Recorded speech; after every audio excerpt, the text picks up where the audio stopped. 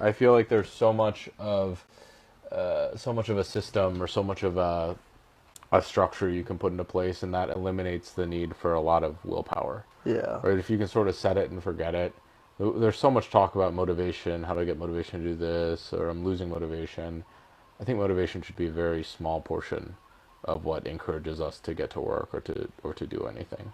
Right? Maybe like that little extra punch you need to get going, or in theory you build motivation actually after you start. That was one of the most revolutionary things that I ever read. Yeah. Is like actually motivation is a symptom of work rather than a cause of you to do work.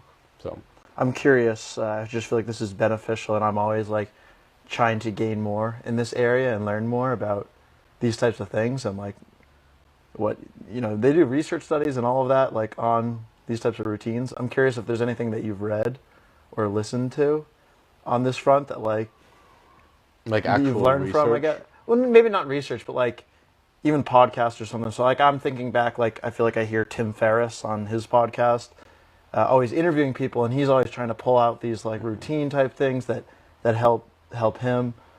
I'm trying to think. So, I mean, a podcast I love about that type of stuff is the Huberman Lab podcast. Yeah, He has a lot of stuff on focus and protocols and routines. Obviously, the book Atomic Habits is something I've mentioned quite a bit, which talks about how you actually establish these habits and make them consistent and get them up and running and make them effective. And then I'm trying to think. The Four Disciplines of Execution is also a really good book that I love. It talks about it's more a team focused book. How hmm do you get the most out of teams?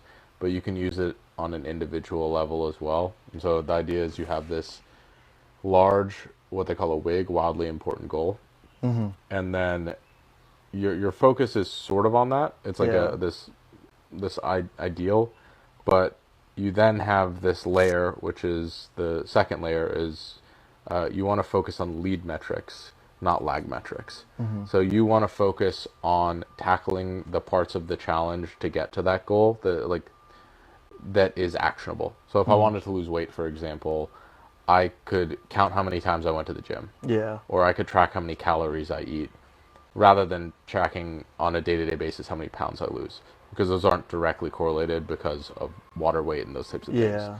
And so the things you have complete control Okay, over is exactly what you eat and how many times you go to the gym.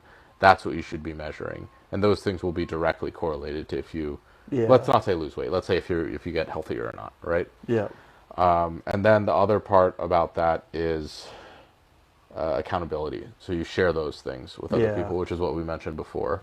And then I think the last part is having like one-on-one conversations and like feedback sessions to actually improve upon Is this. this from Atomic Habits? This is from the Four Disciplines of Execution. Okay, But that, in theory, is the system to make you most yeah, likely to achieve those wildly important goals, is sort of breaking it down into the structure and having those two different parts of reinforcement. The biggest thing ever, at least for me, has been the the leading metrics, not yeah, focusing on the lagging yeah. metrics. Interesting. I Uh, like that.